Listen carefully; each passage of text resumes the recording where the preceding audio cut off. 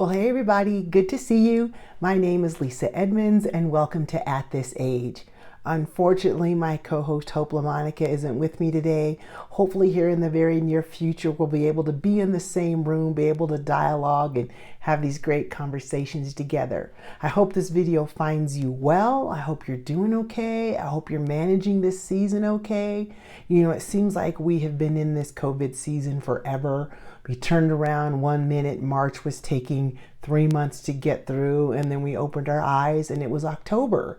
And I've been wondering how everyone's been doing. How have you been handling the stresses and the confinements and the quarantines and the limitations of dealing with the pandemic?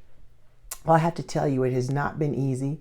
I'm sure it hasn't been easy on all of you. Between the threats of quarantines and the times we were in quarantines, the new normal of wearing masks wherever we go, our children doing online school, maybe like me, some of you have adult children that had to come home, employment's been difficult to find or even to keep, you know, just so much going on. In the middle of that, you know, they recorded that alcohol consumption has gone up. They recorded that substance abuse, domestic abuse, child abuse, and a lot of different things have actually been elevated because of how stressful the season has been. I mean, I have to believe within myself, people who didn't do something before wouldn't start something, but you never know. But definitely, the schools reported that kids were definitely under greater stresses, unfortunately, if they were in harm's way before, that was magnified. And so there's got to be a way, as we as adults, we as people, even as children, have an ability to manage the stressors and to manage what's going on. We have to be able to manage self-care. But if you're like me, a lot of my self-care was going to the gym, which was closed. A lot of my self-care was traveling, which I couldn't do. So you had to be really careful in this season what you did. Like I said, alcohol consumption went up. I know my Amazon cards, balance went up because I ended up doing a lot of shopping. But then I had to stop and I had to say to myself, there are better ways to handle this season because this season isn't going away quickly. So you can't increase the substances that you can't self-medicate, we'll put it that way.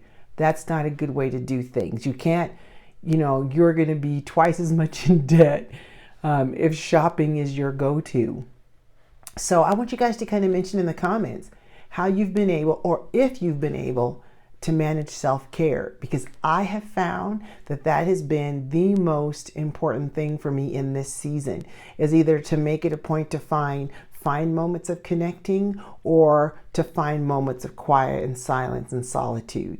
I did end up putting a home gym inside of my house, which I'm absolutely loving. I do that every morning and it seems to kickstart my brain. It seems to get the endorphins going. And even though I might be tired from waking up so early to be able to do it, my knees may hurt a little bit mentally and emotionally. That, including a devotion time, has been really a key season for me for self-care.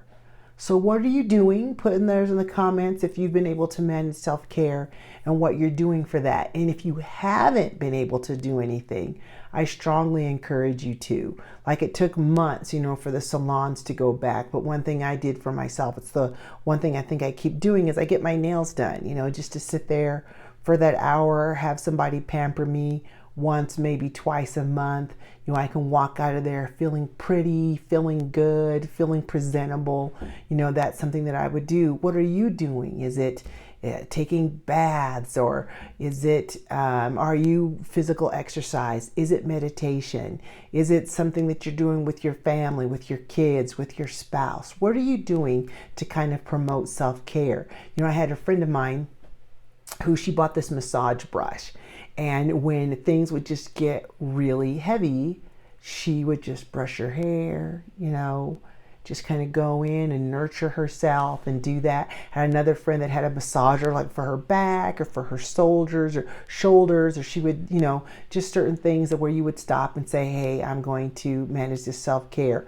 I have been doing the keto diet for a while, and so I picked up a few more dessert recipes, because I can dive into a bag of Oreos like nobody's business. And so in order to maintain the keto way of eating that I've chosen, I picked up some more recipes, made some desserts, because for me, at the end of a day, tired, stressful, worn out, whatever it's caused, I like to sit down with a cup of tea and something sweet.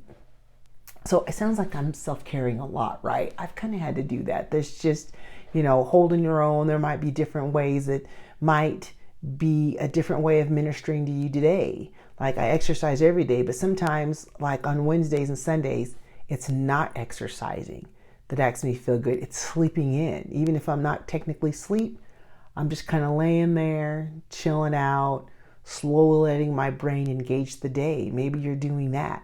So again, coming at the bottom on how your self-care, give other women ideas of self-care. Maybe you're coloring your hair, or maybe it's a new makeup, or maybe it's, walking around Target, for an hour without the rest of the family. Maybe it's going for a walk outside while the weather's still nice. Did you pick up any fitness habits that you would like to do? Or maybe, every week you make your favorite meal, or maybe it is something like game night with your kids, or a certain Netflix series that you allow yourself to binge watch or to watch every night, just to kind of consistently give you something to just shut your brain off. I strongly encourage you, if you're out there, to do that.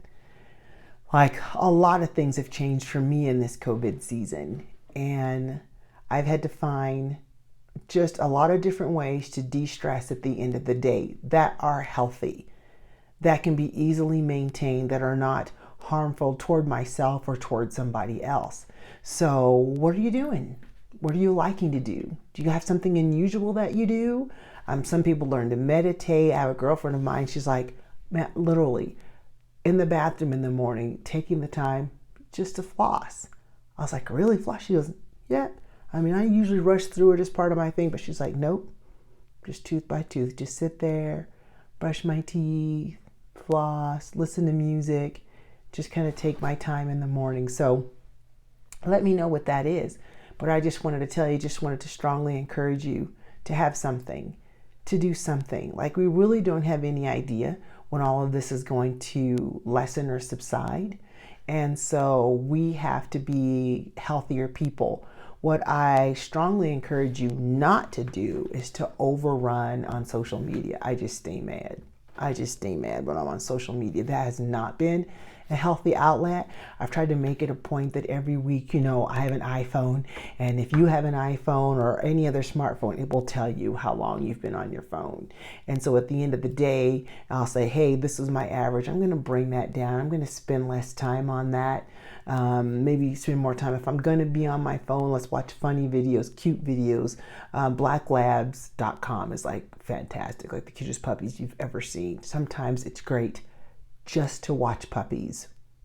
It's just cute, or cute babies, right? So something that kind of nurtures your soul, or maybe you can, on some level, volunteer, provide water for first responders, or maybe you can mask up. And there's still, the nice thing is at least around here in Colorado, they're still doing some marathons and some 5Ks and things like that. You can be outside masked up and helping people on those events.